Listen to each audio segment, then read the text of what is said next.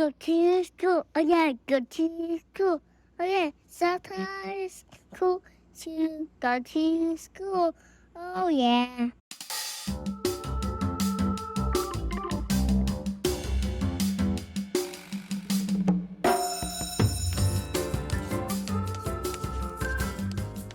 Welcome to Trending in Education. This is Mike Palmer. This is our gratitude special. This is coming on the heels of Thanksgiving in the US. It's been a time to pause and reflect towards the end of the year to kick off the end of year holiday season. Santa came in at the tail end of the Macy's Thanksgiving Day Parade. We are blessed to have a 4-year-old. He's a kindergartner. You heard from him earlier singing his classic Go to School tune from when he was around 2. He's now almost 5 and just started kindergarten, putting the year in perspective. This is probably the biggest educational milestone for the Palmer household in this past year. Here's a little more from Matthew as I'm thinking about gratitude and education. Good morning, Matthew. Good morning. How are you? Good. What are you doing today? The first day of school, Nice. and I'm really early. You're doing good. You got up early, you ate your breakfast, you got your beach ball, your socks, That's my shirt. match your shirt. What does your shirt say? Kindergarten rules. Kindergarten rules. You gonna have a good day? Yes. Okay. Time goes by fast. That was back in September. It's now almost December, and we're coming off gratitude season. A few years back, we started in 2019 our Don't Be a Turkey, Learn to Be Grateful tradition, where we talk about gratitude around Thanksgiving. I was pretty preoccupied with my family and other commitments, so I really haven't had a chance to dig back in until just now. And while I'm in the midst of a gratitude episode, I am also trying to control my emotions about how unreliable my internet provider is. Shout out to you, Spectrum, for making this harder. So this is tethered in a non-normal recording setup, thanks to things we take for granted, things like internet and soon to be things like artificial intelligence, which are going to become more and more our baselines. It is interesting to think about gratitude from that perspective, where in some ways gratitude is a important check on our tendency to take things for granted and just normalize our baselines and not really think about the benefits of things like a safe place, a warm home in the winter, a place where you have some food security and you have access to education, access to the internet. Digital inclusion is something we've been talking about really since 2020 and even before then, where in order to have a seat at the table, you need some basics. And one of those basics is really access to the internet, whether we like it or not. It is interesting that when push comes to shove, we tether through our phones. Increasingly, that is more true of the global reality where folks are increasingly online across the globe. And frequently, that will not be through a desktop setting, that might be through their mobile phone or other mobile devices that give them access. But it is time to reflect a little bit. And we've certainly been reflecting about how thankful we are to have a son and how much having Matthew in my life has changed my perspective as someone who thinks about the future of education, thinks about emerging trends, certainly have become more interested in early childhood education and parenting. And then another thing I'm certainly thankful for is the opportunity to get my wife, Robin, on the show from time to time. Here's a few clips of Robin over the course of 2023. I think the challenge right now is that for teachers or instructors, because this technology is so brand new and it's moving faster, it's academia. Things move a lot slower normally. Yeah. And this is moving faster than lightning for this area. So we're all trying to figure out how do we really use it and how do we identify it and how do we make it so that students don't feel a way about it that is not useful. Mhm. So it's just trying to think about what does that mean for writing? And I think we're still trying to figure those pieces out Hmm. and figure to what extent is it okay for someone to use this tool in their writing project, and to what extent is it not okay. Right. And for the tool of itself, some things work and some things are clearly easy for the tool to do and some things are not. And context is one of those things. The tool does not understand context. So if you don't bring the human understanding of context to your writing, then it's still kind of disjointed and separate. I'm fortunate not only to have Robin as a life partner and the mother to our son, but also as a great collaborator on all of my work. And it's fun when we can actually get her on air, but she's very much supporting me and everything you hear from Palmer Media behind the scenes. We were able to make it out to South by Southwest EDU this year with Robin, her mom, and our son. It was amazing. Robin was even on the panel with me when we announced our 2023 March Madness learning trends. Robin had probably my favorite learning trend and something that she's talked about a couple times on the show and a bunch with me off the air. And that's about what's referred to as a container problem, also known as container collapse. Let's listen into a little more Robin talking about that. This is from our appearance at South by Southwest EDU. So my fourth trend is container collapse. And how many people have heard of container collapse? Only because you talked about it at dinner last night. Okay, so this idea is that I know Talanda mentioned content agnostic, and idea is about format agnostic. Students and people are very much format agnostic. That means because you can get a Twitter quote, you can get a blog post, you can get a nice quotation from somewhere. So you don't necessarily know the format of the piece that you're reading because you read in excerpts a lot. And as a result, so when I think container, and this would be an example, you've gotten an excerpt from this page, it tells you about this book and what it's about. But what you don't know is the origin of that piece of information. You don't know that it's held in a book like this, which has its own affordances and its own way of doing things.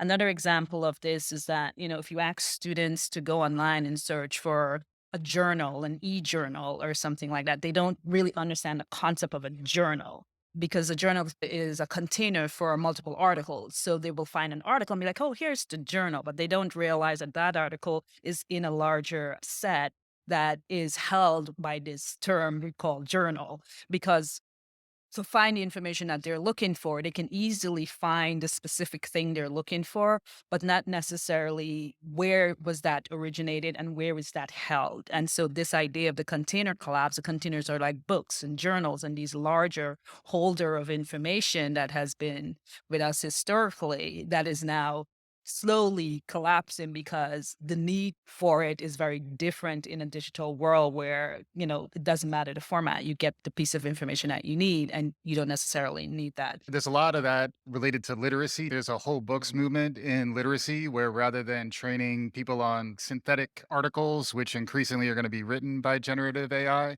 instead, actually read The Catcher in the Rye or read a book, which is actually something we do have to advocate for. And not to mention the books that we need to advocate for. Also, a lot of mental models. If you're interested in mental models, my wife can talk your ear off on mental models. Ah, yes. Talking to the wife about mental models. That's what we do. Lots to think about there. It is particularly interesting to think about mental models and how prevalent they are, frameworks, ways of making sense of the world, and how a lot of those are being confronted by new external realities powered by artificial intelligence and increased polarization and other macro trends, environmental trends that are certainly top of mind and topics that we'll continue to cover on the show. So I'm very thankful for wife and son. I'm very thankful for the opportunity to go to conferences and to engage in conversations like the ones we have here on the regular on Trending in Ed. I'm also extremely interested in neuroscience and the neuroscience of gratitude. I did a little bit of research, and this is the first time we are citing Birdie, which is, I think it's women's lifestyle, but just to show we're omnivorous in our sources here. There's a really good article in here by Kayla Barnes on the neuroscience of gratitude, which is important, especially when times are hard. It's important to know that gratitude is good for your brain. And in some ways, gratitude is a mental model. It is a way of thinking. It is, in some ways, in line with the algorithms we live by, which is a book that I cite regularly on this show. Really profound and helpful, I think, in terms of understanding your life as a series of heuristics and decision making tools that help you navigate through the world. I'd say gratitude is certainly one of those things. And Kayla's article does a really nice job talking about it, talking about the neurotransmitters that are involved, dopamine and serotonin, which are two that you hear about a lot. Dopamine more related to motivation, and serotonin related more to happiness. Turns out that both of these neurotransmitters are associated with gratitude, and that establishing some sort of consistent gratitude practice can help reduce your risk of depression and anxiety, help improve your mood. And much of this is tied to real research on the neurochemistry of gratitude. So it's not just a good thing to do, it's also good for you. This is the whole warming of the cockles of our hearts.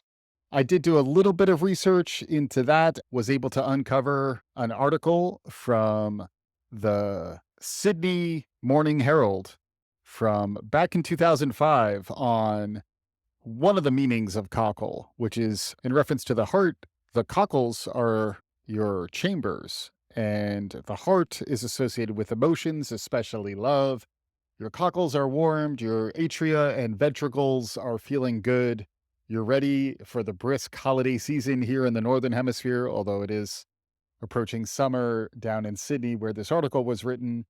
We'll include links to all of this in the show notes. We'll also refer back to the work of Rebecca Peterson and her One Good Thing blog, which we did talk about when we made it out to the Smithsonian's EDU conference back in July of the year, where Rebecca Peterson was one of the keynotes. She was Teacher of the Year. She teaches in Tulsa, Oklahoma, and she began a practice. Practice? Talk about practice?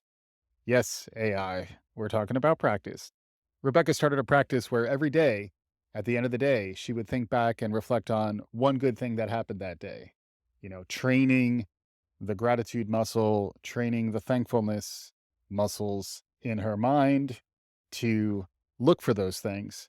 And she talked about a progression where it was perhaps forced and reactive at first, but then over time, it became more proactive, more prospective, and it helped establish and reinforce a reflection practice that she's now been carrying on for many years. She's got a blog. We'll include a link to that as part of the show notes. But a shout out to the folks who put on the Smithsonian EDU conference in the summer. I was able to bring the wife and son down for that as well. It definitely is one of the highlights that I had on the year. I will say, if you get the chance to bring children to conferences, to bring older generations to conferences, particularly those that are looking for a broader set of perspectives, where I think those are the conferences that I wind up gravitating to, ones that are really seeking difference as opposed to seeking others of a niche.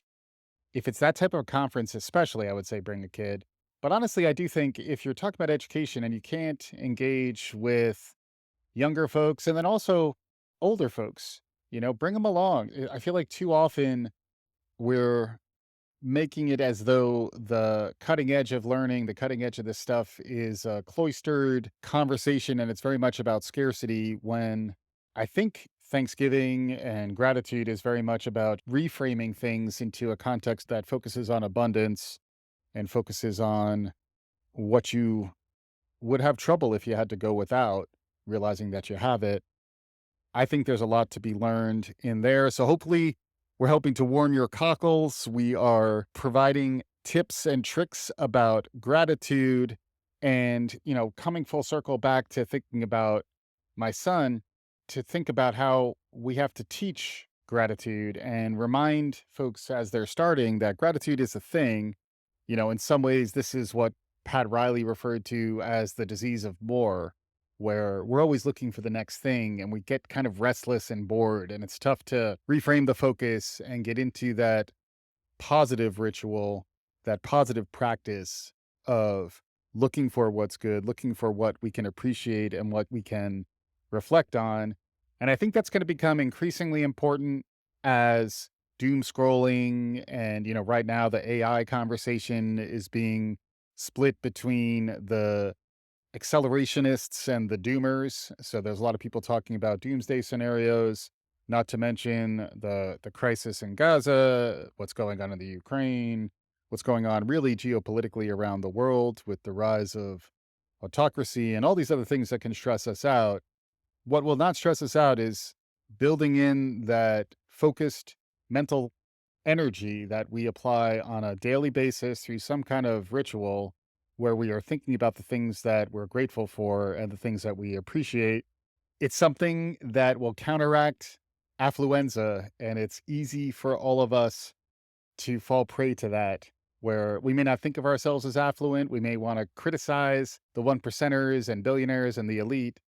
But normally, if you get to the point where you can reflect and establish some kind of gratitude practice, frequently you're well resourced and you have some capacity to be able to get that time back so that you can reflect, so that you can be mindful, so that you can meditate or go to the gym or do yoga, whatever it is, take walks, whatever you need to do to kind of refill your buckets. But it is a time to think about that. It's also a time to power through some of the stresses of family. It's also a time to reflect on loneliness and non-normal profiles. I know I've had many Thanksgivings where I didn't have much to do. I didn't have a lot of people to hang out with. And those are the times when acts of kindness, this is where, on the internet, the idea of the grandmother who accidentally invited someone to her Thanksgiving table allowed the dude to stay. And now it's become something they've done for many, many years over time. You do feel better when you do these things. And the tragedy of the commons is something we talked about recently when I had Michael Foyer on the show to talk about can schools save democracy. I feel like we will need to teach people gratitude. We'll need to teach folks to not be too selfish and to understand that there is a tension between self-interest and a common good and public discourse and civil society. I am still struggling with some of what's happening at my alma mater, New College, and been dragged into this polarized conversation that's really hitting our culture and is hitting the politics of polarization, social media, and, tearing down the bad guy, focusing on what they're doing that's wrong. There is a lot of evil in the world, but focusing too much on it, I think, starts to give it power. And something I'm going to try to continue to do as we power through this show is to focus on the positive, find folks who are doing good, see where we can do a little bit of good, shine light on the right things, and not give too much airtime to those who are all spun up about problems. I like to quote Sergeant Hulka from the comedy classic Stripes when he was talking to Psycho, who was saying his name was Psycho. His real name was Francis, but everybody calls me Psycho. You call me Francis, I'll kill you. In the immortal words of Sergeant Hulka, lighten up, Francis. I think there's a lot to be said for the Sergeant Hulkas of the world. A little shout out, a little call to action for Gen X out there. I think we are a little bit of the Sergeant Hulkas of the world this Thanksgiving season. We need to teach people to be grateful. We need to teach people to not take themselves too seriously. And then we also need to teach ourselves and remind ourselves that it's on us to get out into the public conversation, to try to point towards the light and stay positive where we can and be realistic in how we hunker down for longer fights where needed. But I certainly am thankful for this platform. I'm thankful for my family who's been on the show. And last but not least, I do want to give a little bit of thanks to my virtual co-hosts, Nancy in particular, but Nancy, Claude, Malcolm, and I think even Ruth made appearances this year. The tools that are emerging are amazing. It's a great time to be making things. I'm very happy to be doing it. If you have ideas, if there are tools out there that you're finding interesting, you want me to use, let me know, and I'll try to give more behind the scenes looks at some of the tools and tricks that we use over the course of the year. As we get ready to fade out, I'm going to give you some more highlights with our virtual friends over the year. Couldn't do it without our listeners. Y'all are the best. Thank you for sticking with us through the years, through all the changes that are happening. Hopefully, we are getting some sense making out of listening to the show. We'd love to hear more from you to turn it into more of a conversation. Nancy and friends will take us out as we wrap up our Don't Be a Turkey, Learn to Be Grateful edition 2023. Thanks as always for listening. The Story of Frankenstein by Mary Shelley relates to the infusion of AI into ed tech in some interesting ways. In the novel, Dr. Frankenstein uses lightning to infuse life into his monster, but he soon realizes that his creation has become a threat to society. Similarly, ed tech companies are using AI to enhance their learning products, but we must ask ourselves whether this technology will have unintended consequences. Like Frankenstein's monster, AI has the potential to become uncontrollable if it is not properly designed and implemented. It could perpetuate biases and widen existing inequalities in education, creating a divide between those who have access to this technology and those who do not. However, when used ethically and thoughtfully, AI can have a positive impact on education by personalizing learning, improving student outcomes, and making education more accessible. It's up to educators, policymakers, and ed tech companies to ensure that AI is used in a responsible way that benefits all learners. So, while the story of Frankenstein may seem like a cautionary tale, it also reminds us that technology, like any tool, can be both beneficial and harmful depending on how it is used. We must approach the integration of AI in education with caution, but also with an open mind and a willingness to explore its potential benefits. Thanks, Mike. Always a pleasure to be here. Although the story here is a tough one when it comes to affirmative action, it's something we'll continue to monitor. As we've seen with your coverage of the ongoing saga at New College of Florida, culture wars are being waged on our campuses. This will continue on that theme. With responsible development of AI, the future looks bright for increased access to engaging, personalized, and effective learning experiences. Thank you again for allowing me to co-host and have this thought-provoking discussion. I look forward to continued conversations about the interplay between human learning and AI.